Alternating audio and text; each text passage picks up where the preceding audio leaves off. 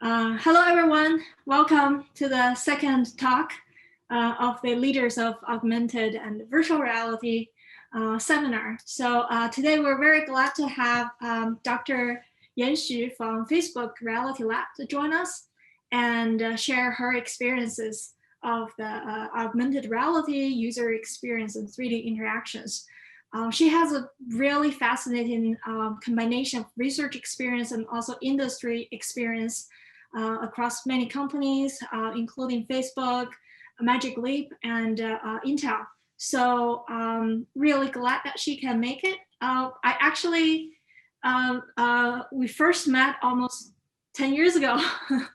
I remember that when we were both PhD students, and she presented her best paper award presentation in one of the sessions, talking about the design patterns of mobile handheld augmented reality and social interactions and gameplay, which is super, super exciting. I remember it was way ahead of this time because back then, like 10 years ago, mobile computing, especially in AR, it's just launching. Like it's a fascinating new field. And I think a lot of the thing that she talked about back then still applies and keep shaping the field. So but strongly recommend if anybody's interested, look for the paper ISMAR, I think ISMAR 2011, ISMAR, the International Symposium of Augmented and Mixed Reality Conference. And then we just keep crossing paths between conferences in AR, VR, and HCI. And I met her in a Grace Hopper event, and when she was leading her team to introduce the Magic Leap headset. And I immediately grabbed her. I wanted her to come to UR to give a talk. And then finally we got the chance. So it's really exciting. And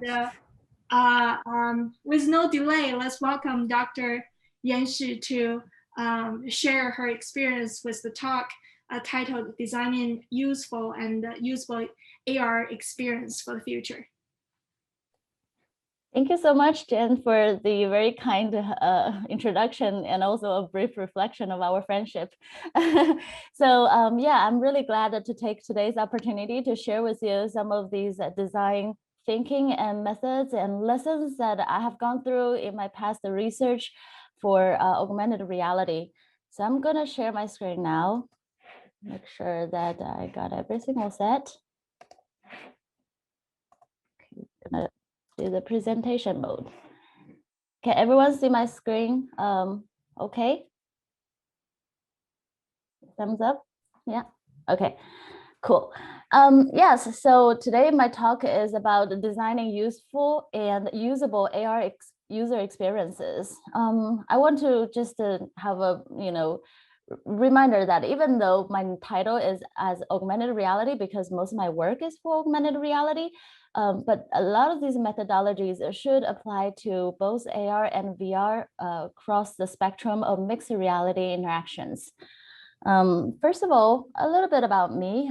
As Jen has already introduced about my background, I am currently a UX research scientist at Facebook Reality Labs Research.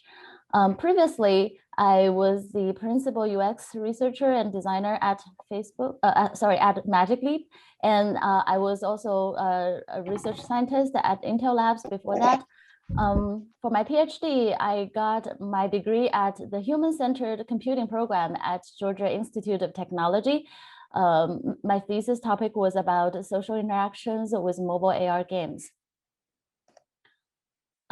So I want to first spend a little bit of time about my timeline with AR, because I think it sort of is a condensed history of how the field develops and how my research evolved with these different waves of tech innovations. My first work on AR topics started in 2005. I was working in Microsoft Research as an intern. At that time, we're really interested in bringing people's movement into the digital world on a screen. So in our research, we tracked people's faces or physical objects in real time and then blend that kind of information to change the state of the game. introducing more sense of control and presence for the users. At that time, we didn't actually have a sort of like a common name for the field yet, and we called it blended reality, as sort of like our naming for blurring the boundary between physical and digital. And 1 year later, we saw that Nintendo Wii launched the very user-friendly embodied interaction platform with Wii controller. And a lot of these research that we had resonates with what's happening in the field for the game industry. Similarly, in 2010, Microsoft launched the Kinect for Xbox gaming, and for Kinect, if you remember at that time, their marketing campaign is called "You Are the Controller," exactly along the line of introducing the natural movements and welcoming different demographics who were not considered to be gamers before into playing games because of these natural interfaces. So from 2007 and 12, I was working in the field of mobile augmented reality. I did some AR shopping as early as 2007, before the first iPhone came out, when I was interning in Nokia research. And also I was working a lot on the social game space, where a lot of cross-disciplinary collaborations are put into creating the new kind of experiences that enable people to have more social experiences by introducing their physical interactions, physical movements into a mobile game, which traditionally has been immersing people in this small screen instead of trying to direct people's attention to each other. So for the field in the mobile AR domain, the evolution and trajectory has been through almost 1 decade, since the first mobile augmented reality became possible by research from university grads in 2003. And with the big shifts, like iPhone launch in 2007, and also the Vuforia launch in 2012, it becomes a lot more possible in terms of the hardware capability and also the software capabilities to enable the developers and creators to make the experiences for mobile augmented reality. For today's market, what you see is that there is a good percentage of the AR applications, and especially in the domains such as training and troubleshooting, etc., has been taking off using these kind of mobile devices and also some wearable devices for head-mounted augmented reality. Later, from 2013 to 16, I was working on camera array technologies. Camera array is a way of integrating multiple cameras, usually cameras that with different kind of settings and different capabilities together to enable computational photography. And my perspective of looking into that space is to enable users to generate creative content. These days, you can see a lot of very interesting and creative content that's shared on a lot of these video creative websites. But at that time, when I was doing the research, it was a lot of the integration between what's technically available and possible with the camera array and computational photography, and also what we can make for the user to easily enjoy the experience and share the experience with others. So I was working on camera effects, such as the ones that's used in a film, like dolly zoom, etc., to create fun experiences for the user, and also to enable people to have more aesthetically pleasing photography experience. So in the field of the multi-camera or camera-based mobile devices, the big change comes in 2017 when the iPhone 10 was launched with double cameras. Prior to that, there were a few devices that has already been made and launched to the market, to the mobile market, with multiple cameras mounted on the back. But since the launch of the iPhone X, it becomes more like a norm or standard of the current day smartphones. And from 2016 to 20, I was working on head-mounted display product. I made a big shift in my career at that time, from academia to industry, because I saw this great development and tech changes, fast changes in this augmented reality space. And 2016 indeed was a very exciting year where multiple VR and AR headsets, head-mounted displays were launched at that time. Also, in 2016, a very popular game, Pokemon Go, came into the horizon of general public. And I was doing an interview with NPR to talk about why we think such kind of augmented reality all of a sudden become such a popular phenomenon. So now, from 2020 to now, I have been working in Facebook Reality Labs in a very, very exciting area that's the intersection about the AI and AR. And with the future where the person is wearing a headset and seeing what they're seeing, understanding what they're understanding, the question becomes, how do we actually make it useful and usable for the users? And a lot of the design thinking that I'm talking today is going to cover the methodologies that I have been using in my work. So this is the brief history of my timeline intersecting with AR. And as you can see that a lot of it is either prior to or in conjunction with big tech industry shifts and products out there. Which is an interesting kind of phenomenon that I observed on myself and sort of the nature of all of us, because we're working in this emergent field of AR and VR and XR. And I'm going to get back to that later in my talk. So for today's discussion, I will first give a high-level view of the design thinking and process, and then I will break it into two sections. First, about answering the question about the design problem space. How do we define the right problem to solve so that we can create meaningful experiences for people?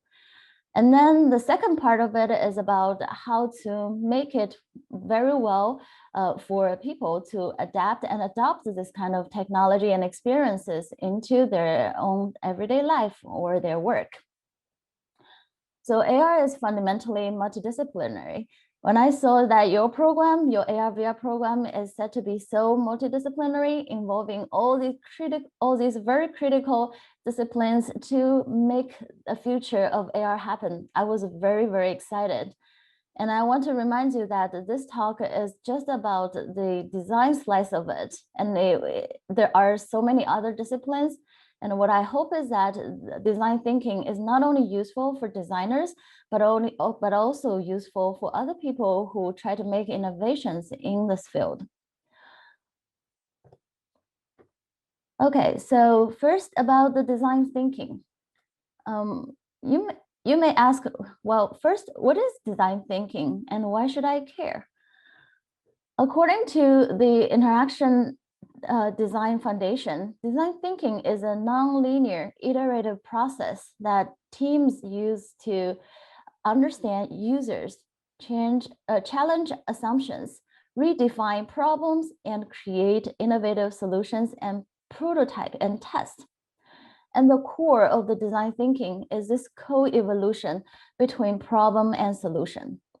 This is especially true for innovative work, such as what you and I are doing.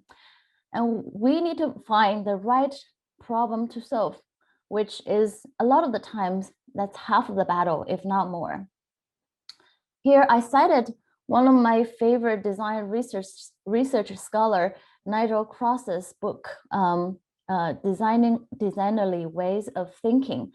And his research method is based on the observation and empirical understanding of how design teams work in their process and how their design outcomes turn out to be. And I like this quote because it summarizes this kind of partial and iterative and always keep iterating nature between the problem space and the solution space. He acknowledges that during the process of design, when you're studying or first getting into the problem space, maybe a lot of the times all you can get is a partial structure. In the end of the day, nobody can predict the future, right? So what I like about it is that this partial structure does not stop there. Instead, the designers would take this partial structure and then come up with ideas and solutions, and then form the design concept, which extends the possibilities of this initial partial structuring. Sometimes it would even point to the directions that was not laid out during the problem exploration.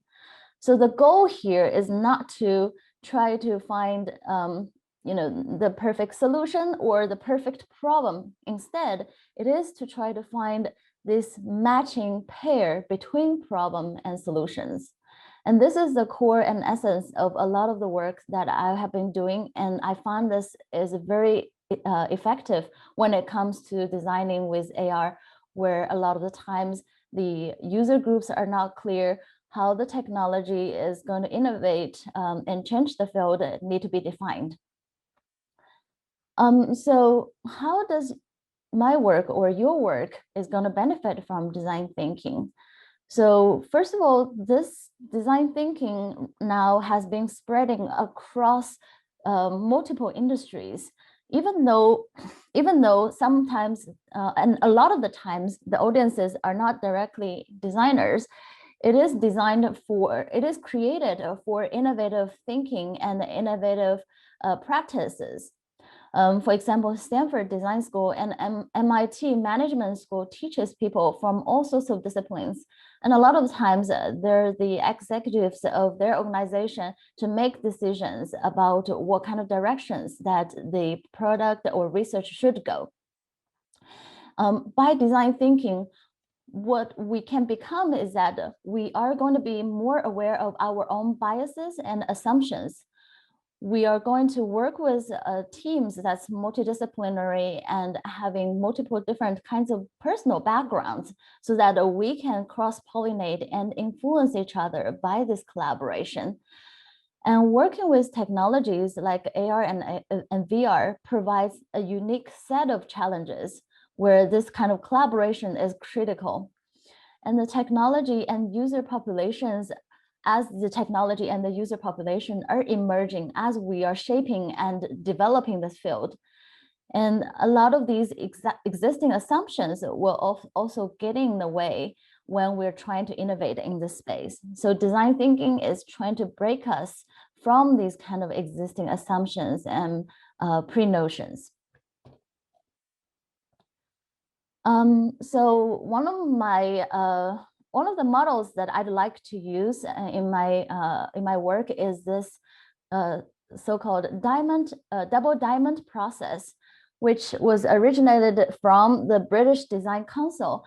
Originally, it was made for the design process in the industrial design, but it has been adapted to multiple fields, including what I think it has been very effective in augmented reality and virtual reality field.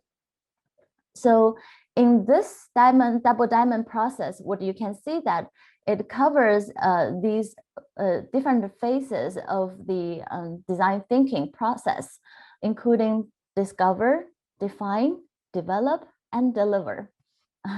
I guess it's really nice that it all starts with D. Although you see that there is a circle for indicating the iterative nature of this double diamond process on the develop and deliver phase, I want to also remind you that this iterative nature also exists within the discovery phase and between these two phases, between the discovery phase and develop phase as well. So this is a big slide that summarizes a lot of these research methods and research questions that we go into at different phases of these double diamond process. And of course, today we're not going to have time to cover all of it, but I'd like you to look at it or use it as an index of what are the tool sets that we can possibly draw from when it comes to this design process. And you can always refer back to it to use it as a table of content or a dictionary. So what this diagram does is that it helps you to situate each of the method with the kind of questions it can answer for you.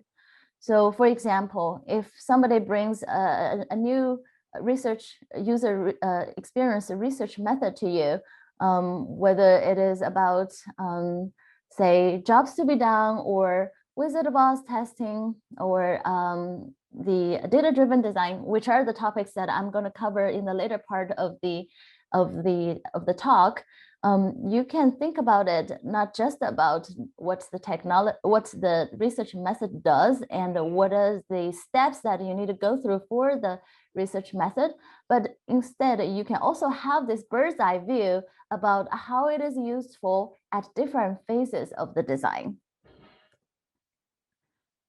Okay, now that we have covered the basics about the design thinking, I want to start to dive a bit deeper into the augmented reality space. Specifically, most of these design processes and methods that I'm going to talk about and share with you are selected because their relevance to AR. And I'd like you to pause for a second here and ask yourself this question. Why are you interested in AR? What is it in there for you to think of AR as a promising future for you to explore?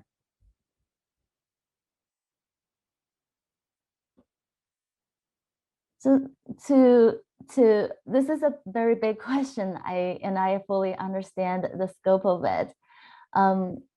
But I totally understand that people coming from different backgrounds and different motivations, it could be that, you know, you see the opportunities of applying augmented reality to solve a previously challenging problem from your domain. Or it could be that you think AR technology is still evolving and nascent, and your discipline can create some kind of creative solutions to that space. It also could be that augmented reality has received so much attention in the recent years in both research and industry, and it carries the promise of the new era of human-oriented computing. So it could be any of these reasons or all of these reasons above. And it is great that AR and VR start to reach the mass market. But what I want to remind you here is that it does not mean that it is easy or it is likely that we can predict the trajectory of the tech development and adoption of technology and predict the precise timing of each of these technology becoming a mainstream. I want to cite this quote from Andy Van Dam talking about this really famous demo from Douglas Engelbart, which is called the mother of all demos. In 1968, he created this demo that shows almost all of these fundamental elements of modern personal computing, including Windows, hypertext, graphics, command input, video conferencing, the computer mouse, word processing, etc., etc. And this list goes long, and but even for such a profound demo that changed the history of personal computing and human-computer interaction altogether, it still had the challenge of generating direct impact right after it was given. And according to Andy Van Dam, the reason why it was not able to make that immediate impact because it was too far out. And this is not an unfamiliar problem. Similarly, in VR, we saw that it went through this long 50-year history between 1968 to what we have today. When VR was first invented in the 60s by Alvin Sutherland and his team, it was created to change the perspectives of the computer rendering based on where the person and what orientation of the person's head is. When he gave a talk at the SIGGRAPH 2018, it was very exciting for me to sit in the sessions to listen to him talking about the history of this invention, of this great, profound invention. He acknowledged that a lot of the learnings that before they started the project about these virtual reality system was actually coming from a company called a Bell Helicopter Company that makes helicopters. And they were attaching the cameras to the helicopters, and they were experimenting, controlling the orientation or the rotation of the cameras based on the head rotation of the pilot. And the reason why Sutherland was very confident about whether VR could work or not was because some of the psychological studies that the Bell Helicopter Company has done, which confirms that people felt the strong sense of presence when you render the camera following the user's head movement. So the similar story applies to myself. When I started to work on my thesis work, which is about the mobile AR, I had no idea that it would be widely adopted. But I was drawn to the fact that it blurs the boundary between the physical and digital world. And all these human-centered questions that we need to, and we are excited to answer for that mixed reality future. So as researchers, I'd like us all to forget whether a technology is hard or novel. Instead, we can focus our eyes on what human experience that can be enabled by certain technology or medium. And that's the reason why I shared with you my own trajectory of how my work has evolved with different kinds of different waves of technology innovations in the industry and in the mass market, because a lot of the time I have no idea when these technology are going to reach to the mainstream market. However, it does not stop us to ask about these interesting and fundamental research questions. Another kind of pitfall of thinking that I want to steer you away from is about this so-called myth for the killer apps. And I know that the field has been asking the question of what is the killer app for augmented reality for many, many years. And in this slides, I want to point it to you is that about my strong kind of like thinking against thinking in this way, because I do not believe that understanding or trying to set it as a goal for our research is beneficial. So even assume that there does exist a killer app for AR where everybody is going to use it and adopt it in their own way. It does not mean that this is going to change how we're going to do our own research. So for example, we know that the AR has improved the field of industrial training in the past decade, but not everybody has the background or the research interest in training. Even though it is a very important field for someone to work on, Does that mean that I have to work on that field all in a sudden because it's becoming a killer app? And at least for myself, the answer is that my research need to be generated from my own way of thinking and my own domain knowledge of thinking when it comes to AR. And we can easily get blinded if we set the goal of killer apps, because it actually is setting a very long-term goal that depends a lot on these factors, as I mentioned on the previous slides, such as the user adoption to the mass market, which are harder to predict from a research perspective. And if we don't value a research just because it has not been adopted by the mass market yet, we could potentially steer ourselves away from the very important and later found to be very important research questions. So after going through two of these thinking pitfalls, I'm going to dive a bit deeper into what kind of methodologies that we can use for thinking what we can make. So there are many opportunities and challenges for us to explore in AR. I would first encourage you to be more observant about what your own needs are, and do not stop there. Instead, expand that observation to larger population. And this seems to be against the basic rule from interaction design. For anyone who has taken a course or read a book about user-centered design, we learned that it is important to understand others' needs and avoid our own pre-notions and assumptions in the user requirement phase, because you are not the user, or we are not the user, we as researchers. However, for a nascent field like AR, where new paradigms of computing and usages may emerge, the users could be anyone. It could be a population that we didn't anticipate before. And we have seen that in successful examples like Airbnb or Instagram, where Airbnb started from the founders renting out their apartments in San Francisco to get extra income, while Instagram was created first as a class project from a computational photography class in Stanford. In both of these cases, the inspiration comes from the need from the inventor themselves. But then they didn't stop there.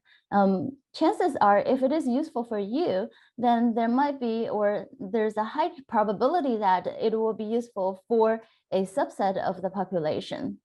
And what kind of methodologies that we can use to understand whether that kind of need is common among this subset of a population? I recommend you to take a look at the methodology called Jobs to be Done by Professor Clayton Christensen, who was a professor from Harvard Business School and known for his work in disruptive innovations. And he created this Jobs to be Done methodology to understand the reasons behind what people choose to buy and use. For example, when he was using this method to understand why people buy milkshakes from fast food companies, they identified that their target milkshake slurping demographics and was not useful in terms of improving the adoption or the sales of this product. Instead, they used the Jobs to be Done methodology and asked the customers and the users the seemingly bizarre question: what are you hiring the milkshakes for? What kind of jobs are you trying to get done when you hire a milkshake? By framing the problems like that, people are able to talk about the reasons behind using certain kind of products and comparing it with the competitive products in the lens of whether these products can fulfill these kind of jobs behind, which are the new user needs behind any kind of solutions. What I like about this methodology is that it is agnostic to different kinds of solutions and tech paradigm shifts. For example, to help people to communicate, it could be in the old days by mail and then a pigeon, or in later days by telegram, or in today that we can use video conferencing, such as right now, to achieve the similar kinds of jobs to be done. What also can help us to think about the usefulness to others is to think about in the fundamental human perception and capabilities, where existing theories in human needs, such as Maslow's need hierarchy, or perceptual science, cognitive science, and sociology could guide us through selecting and prioritizing what are these areas that's commonly useful among bigger populations. And the second way of thinking about this question is for why AR for my discipline and for other disciplines. And this is very relevant to this audience today, because we all come from different kinds of backgrounds. I want to use an example from CHI, which is a conference in the human-computer interaction in 2016 to illustrate the usefulness of thinking in this way. So in this example, the authors created an eye tracking based tool to segment volumetric microscopic neuron cells. And I'm sorry that I couldn't just take the picture from the paper because I don't have the copyright. But here you get an idea of what a microscopic cell looks like. And imagine that you're the person who need to segment each of the cell for thousands of frames, how tedious it is going to be, and what kind of ways that we can, what kind of technologies and tools that we can use to help you to go through this process more efficiently. So in that paper, they designed a system that uses the eye tracking, and instead of showing the person frame to frame and do the segmentation, they actually showed the volumetric microscopic images as a sequence. The human's eyes are inherently capable at tracking objects like that, and they're able to achieve high efficiency and reduce the workload significantly for the raters who has to segment the cells. The point is that I would have no idea about that there exists such kind of user needs, because I'm not an expert in the field of researching microscopic imaging. And it comes from this genuine need from the field, and it has made a difference by combining this need and the technology that we're getting from augmented and mixed reality. I want to also expand the thinking a little bit further, that it does not have to stop from here at this particular field. For example, for this kind of eye tracking based segmentation and annotation tools, we can easily imagine that this can be used in the process of labeling and annotating the data for the data pipeline in any kind of machine learning processes. And that could greatly increase the efficiency and reduce the burnout for the raters. And last but not least, another dimension of inspiration is about thinking about the different levels of engagement that people may have with an augmented reality system. This is inspired from the talk by Michael Abrush's Facebook Connect 2020 keynote, where he talked about what an ideal AR interface would be.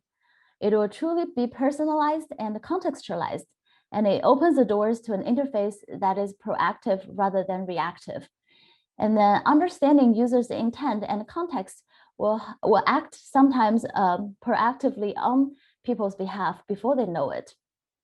So with an interface like that, the interaction is so low friction, and the distance between the thought and action is so minimized that people can have the potential to stay present in their everyday life. So talking about this spectrum between between augmented reality and virtual reality, where people can choose where they want to spend their attention, whether it is fully engaged into the digital world or fully engaged into the physical world, by having a system that's designed not only for enabling the deep engagement with the system, but also the light engagement, we could potentially enhance people's engagement level with their everyday life. For example, when you're taking photos of families and friends, what we really want to do is actually to keep track of these kind of valuable memories. And sometimes we see that people get carried away by the process of taking photos, missing the most important moments that they could have enjoyed and really had a profound memory about. So with the light engagement of the technology, we could potentially enable some kind of automatic capturing or assisted capturing experience where the person spends minimal attention on the capturing itself. Instead, they're going to spend most of their attention enjoying the moments and building this memory with the families and friends that they care about. So here I talked a lot about these different kinds of ways of thinking to open up to different ways of defining what's useful for AR. Now I'm going to ask you this question. What are you going to make with AR? Now I'm going to switch the gear a little bit to talk about how we're going to design AR experiences. Remember the double diamond diagram that I showed you earlier? And that's the first part that we covered is about the phase of defining the right question to solve. And now we're at the phase of developing the experience and with the goal of enabling the user-centered way of thinking and user-centered design throughout the process.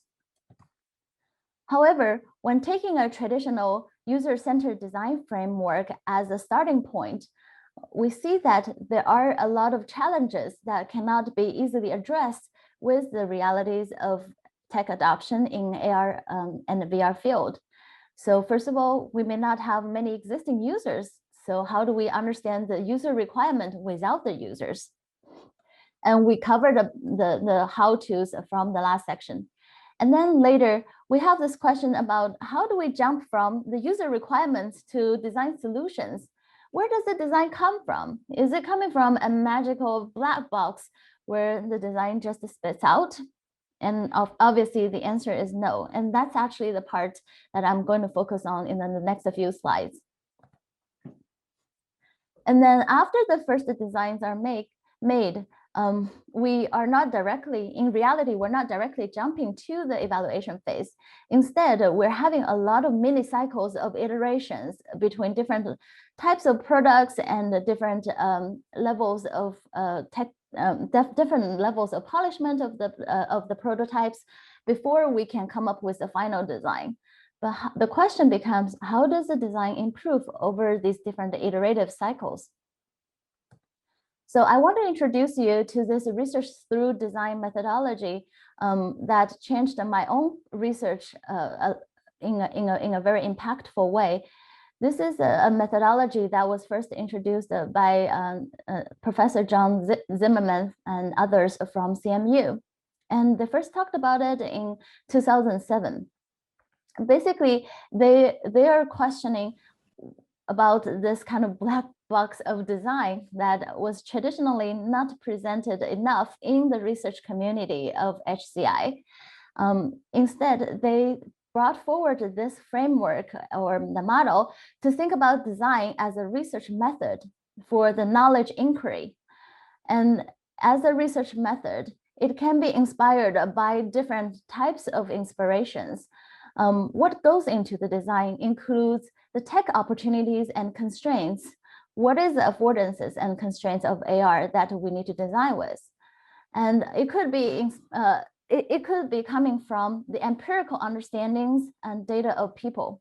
So what are the jobs that people need to get done in their everyday life, and how we're going to support it, and how we're going to learn more data from these prototypes that we're creating and use it in the design as a loop.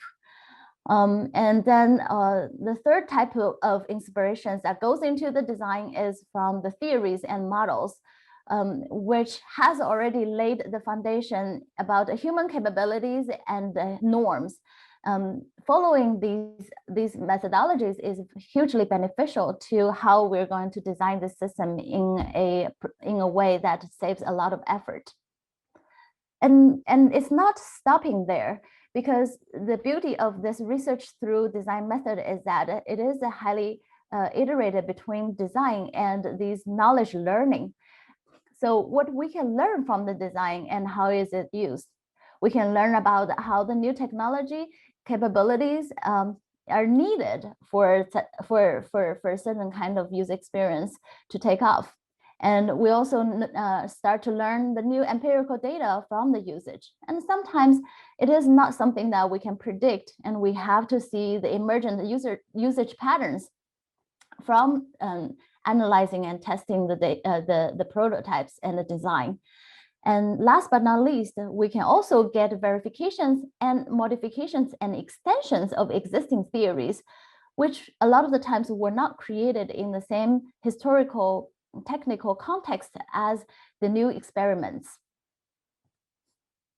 So in my own work, that we following this methodology of research through design, I summarize the 3 ways of thinking about how to create a useful and user-friendly interaction design for augmented reality. So first of all, we need to design AR as a material. And secondly, we need to consider data as a very critical component of the whole design process. And last, we can leverage the theories to inform our design and iteration and evaluation of the experience. So first of all, when we think about designing with AR, we can think about this material material aspect of it.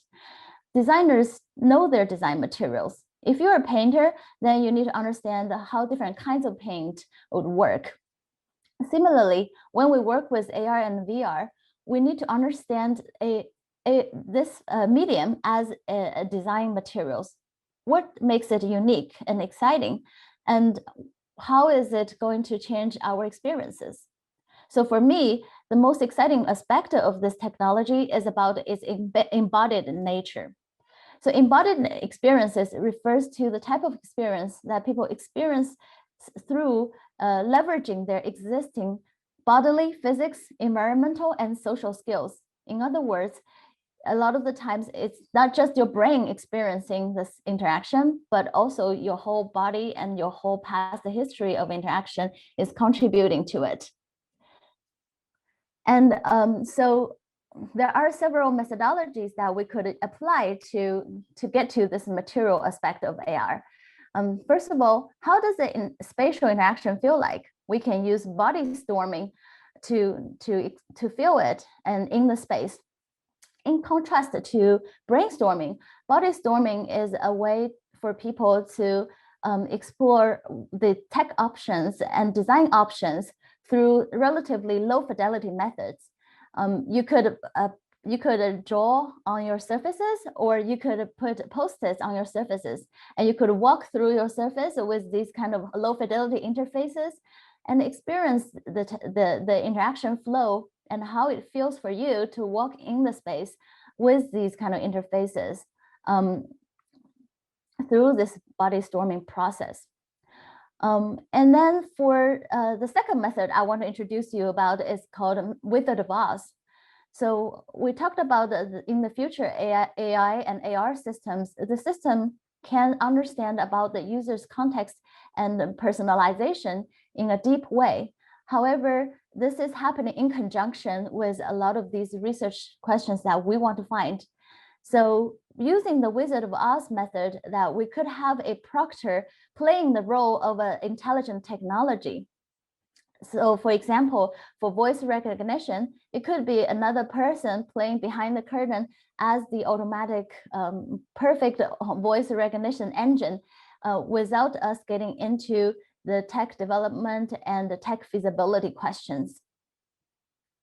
And then with the Wizard of Oz method, what the benefit you can get is to quickly get the user data from emergent behaviors that you couldn't see before. And then the third question is about how does it feel to wear something on body? So this is related to the nature of the augmented reality that's very much attached to our body 24/7. And also we are creating the new type of experiences that's different from having a fixed box of a phone or a screen, like a computer screen. So the design method that we can use here is called diary study and life logging. So this is to prompt the users or encourage users to enter a diary entry about what they have been going through in their everyday life with the prototype or without the prototype. By doing the diary study, we could be very immersed into the specific context of the users and create these kind of new design that based on these new context that we didn't foresee before. And last but not least, I want to talk about these empathetic interfaces where the person could see through the glasses about the other's perspective. And in here, the design methods that we use is a lot of the times iterative design with different types of fidelities of technology. For example, in the work that Mark Billinghurst and his team does on the empathic computing, they are aiming to develop systems that allows us to share what we're seeing, hearing, and feeling and with others. And they have started this exploration with different representations of reality, from 2D interfaces to 360 views in VR to 3D dynamic geometry. So with this different types of technology, they were able to solve the research questions along the way of exploring the different technology and medium that was available and create more and more immersive user experiences through these iterations. So we have covered about these tech innovations and the affordances and constraints with different levels of medium and AR as material. For the design methods that I want to emphasize here is that it is important to have these fast iterations and get your hands dirty in this process. So we have found that in our classes teaching the students about how to make mobile AR games, we have found that the teams that start on-device prototyping earlier tend to have a better rating for their design quality. And then the last methodology for designing with the material AR is design pattern research, where each pattern describes a problem which occurs over and over again in our environment, and then describes the solution that's being repeated. So it actually comes from the research in the architecture domain, but it has been widely adopted to software and HCI research. And as we see more and more augmented and mixed reality applications, we are able to generate more design patterns along the way. So I realize that we're getting close to the sort of like the part that I should wrap up my talk, but I still have a few topics that I'd like to share with you. I probably would not be able to go into the details, but I want to, at least on the very high level, to talk about the data-driven design, which introduces the new challenges and opportunities for us to design with data. So the first challenge that we may see from this data-driven design is called chicken and egg problem. Does the design come first or does the data come first? And the second challenge is about the probabilistic output. For anybody who has worked with AI algorithms and computer vision algorithms, this is not unfamiliar. It's not a clear 0 or 1 signal like what a button would give us. Instead, a lot of the times the output of the algorithms are probabilistic. And last but not least, we always have too much data that we need to collect, but then we have too little time to do so. For the chicken and egg problem, a lot of the times when it is very applicable when the design space or the solution space is huge. And what I found in my past work is that by using the data, sometimes bootstrapping the data with minimal design could help me to quickly reduce the dimensions of the design space and zone into the most promising direction. And sometimes the data and the design may not tell the same story. A lot of the times, if the data is telling the story different from our assumptions, I choose to believe in the data and change my design accordingly. And this is also something connected to the computational interaction, which is a new domain that HCI has been talking about. And this could be that in the future, a lot of this design can be reduced or eliminated by introducing this computational method. And then for the probabilistic data that I mentioned before, you probably have dealt with false positives and false negatives, etc. For my past work, the design lesson is that the confidence level is my friend. I always need to consider the confidence first before I use any of the output. And also, the human threshold of what's useful may vary across different contexts and tasks. For example, for the autocorrection algorithm to be truly useful and usable, it has to reach to at least 98% of the accuracy. And it is our responsibility as UX researchers and designers to figure out these thresholds in specific domains. And the cost of the false positives and false negatives may differ with different kinds of tasks and contexts. And we always need to make these trade-offs between different data sources. The last point about the data-driven design is that a lot of the times we face the challenge of too much data and too little time. And in this reality of trying to understand almost every aspect of how humans would use AR, we need to understand ergonomics, social interactions, and input, which in a lot of the times are different human to human. And what I have found useful for me is to sample for diversity rather than the normal distribution. And sometimes I need to oversample the users where the algorithms tend to fail or so-called stress testing, so that we can make sure that we include the diversity of the population. And this method would not apply when it comes to the validation types of a study, where we do need to sample a great number of the users across the representative distribution. So last but not least, I want to briefly mention the theory-based design as a way of triaging and saving time for your design direction. In my past work, what I found very effective is that by leveraging these different disciplines, such as perceptual science, or vision science or social science, I could greatly reduce the effort of exploring the large design space. And when we're doing iterations and user testings, we could understand these user testing in the lenses of the theories so that we can quickly change the prototype accordingly. So these are a few scenarios that I laid out. To recap what I have gone through today, I have went through this design thinking process with you with the phases of defining the problem and the phases of developing the solution.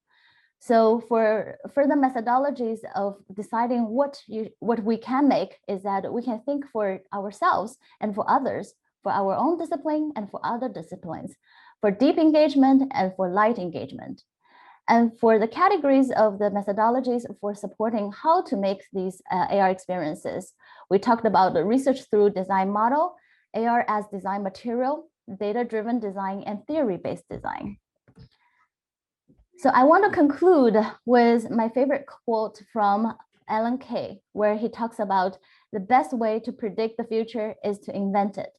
Again, I want to bring the question to you that Now, knowing all these design methodologies and thinking, what are you going to make with AR? So that's all for my presentation, and thank you so much for paying attention.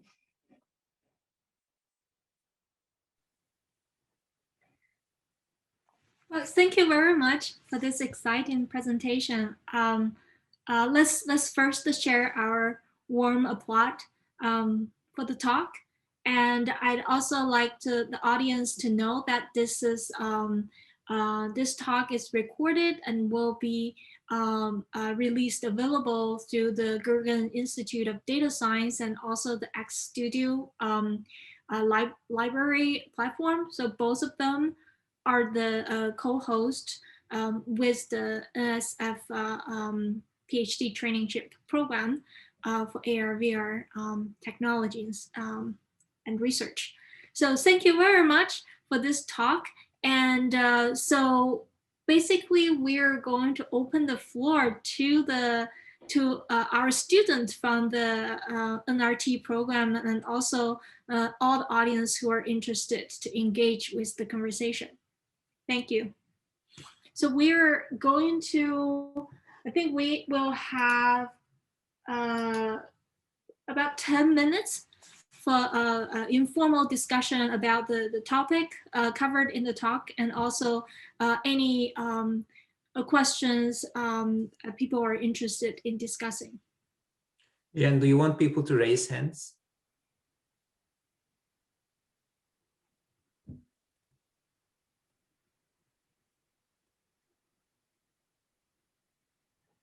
Sorry, Mushta, what did you say? Sorry, did you want people to raise hands, raise their hands to ask questions, or do you want people to just speak?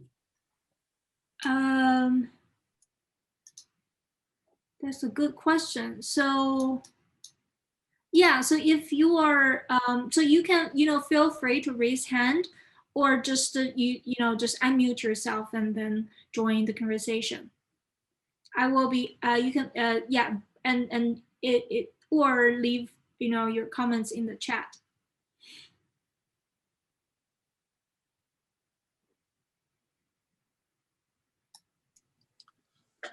Hi, morning. My name is Jeremy Goodsell. Thanks a lot for your talk. It was very interesting. I want to start with kind of a general question about your different experiences working in different companies and how this process was different at each of those places. That's a great question. So are you interested in sort of like the differences between research and product? Yeah, I think that would be interesting.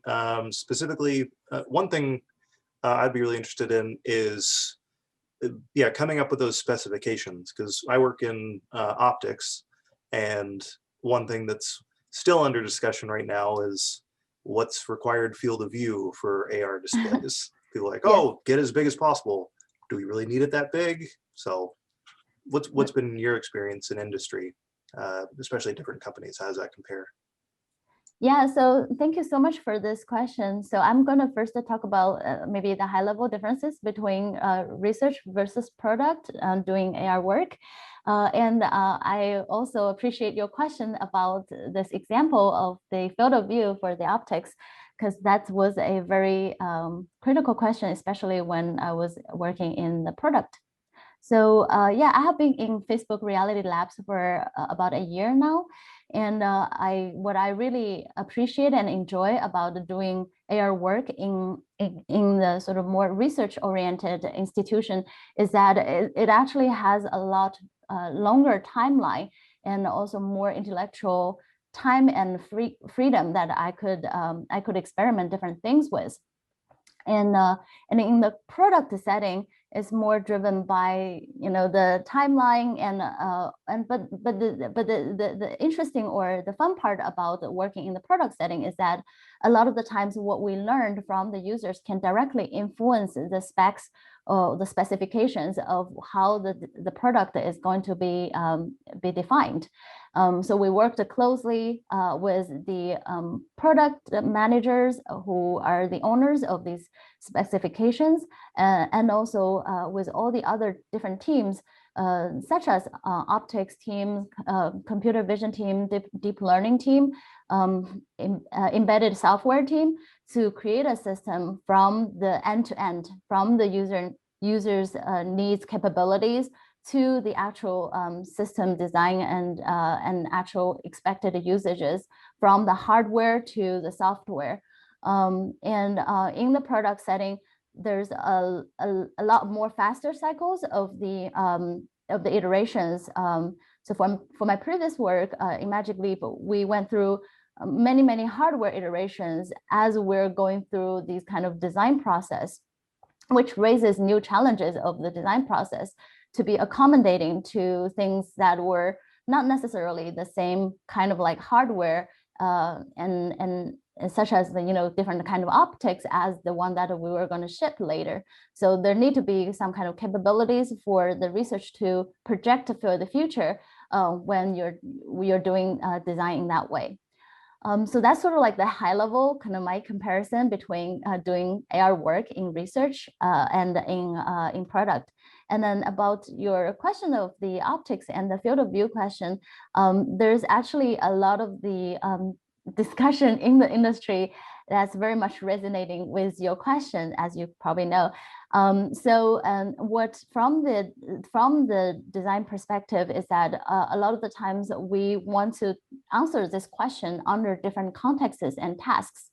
So it really depends. If your goal is to create a fully immersive experience like what VR could create, then I would say something that need to be very close to that spec. But if the goal is to create something that is very contextualized, and the key is to engage people still with their physical activities, in addition to the digital information. The digital information is in addition to what they're doing physically. Then that task and the goal is different. So we could a few of the concrete methods that could be helpful is that we could simulate such kind of experiences by using some kind of 3D scanning of the space, and then try different field of view in VR. And then we can feel how it would be with these different tasks and different field of view as a combination. Again, the key here is that to collect some kind of proxy data that could help us to project the future. But I personally think that, yes, of course, the field of view could be as big as possible as the goal that we're striving. But on the other hand, is that it could be also enough for certain kind of tasks and contexts that it is suitable for a smaller field of view. Thank you. Yeah, I see one person, Matt, who raised the question here is, thanks for your great talk. Could you talk about how you work with novelty bias when new users try AR experiences or devices, as not many users have exposure to head-mounted AR devices? This is such a great question.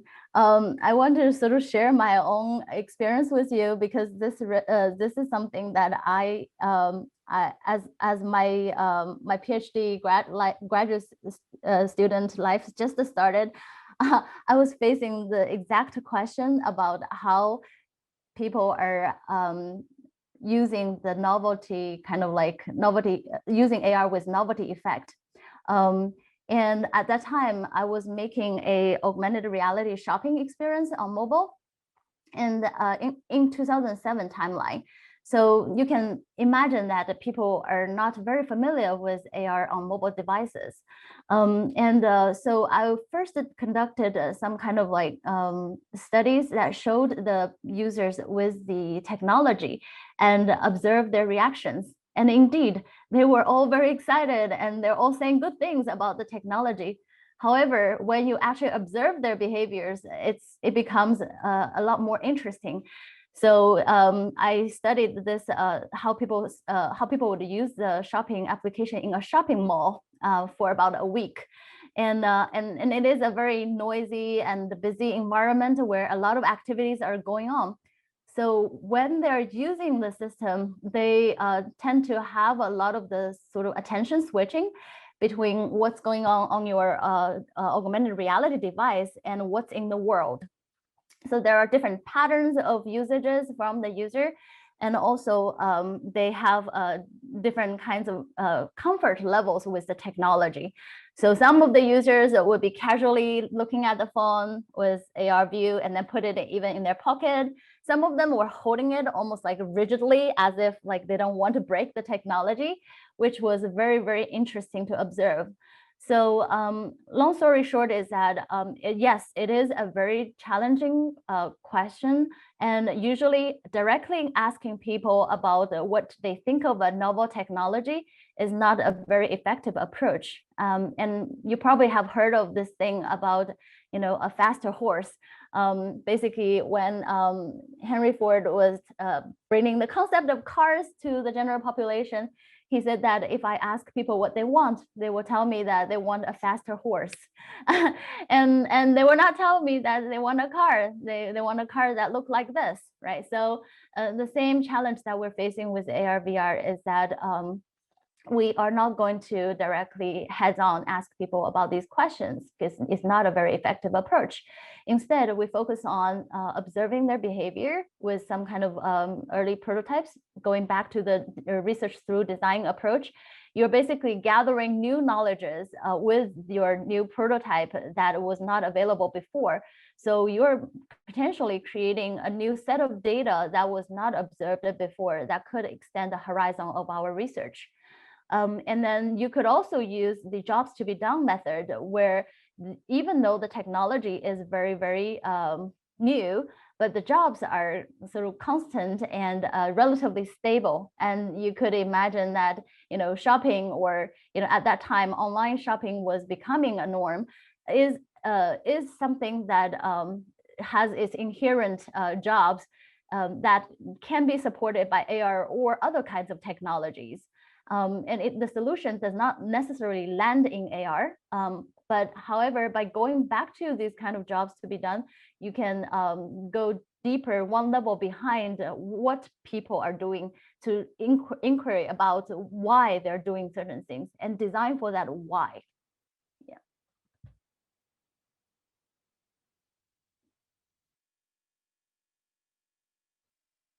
Again, thank you for this great question. It's one of the very important hurdles that I myself have to go through in my process.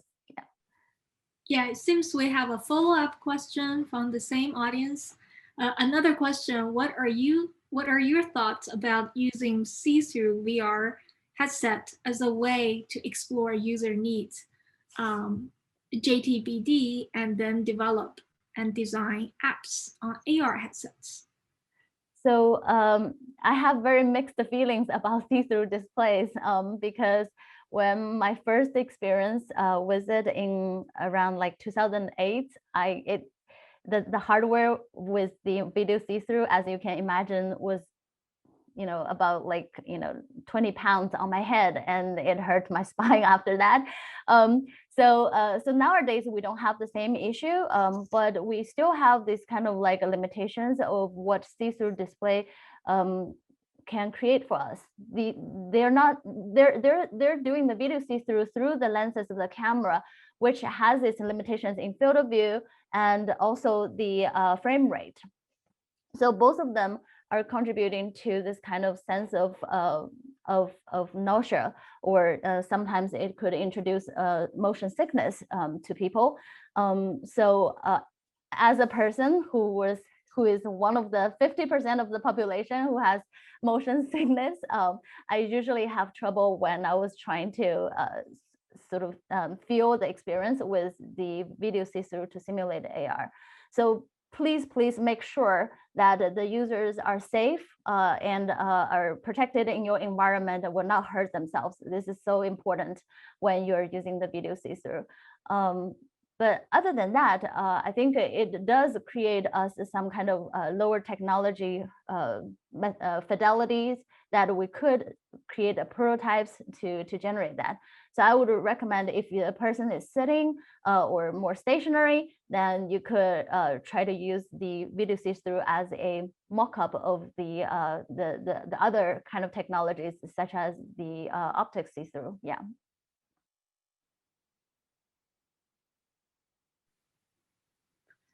Okay, thank you very much. So for the interest of time, I think we are almost used up our full session time.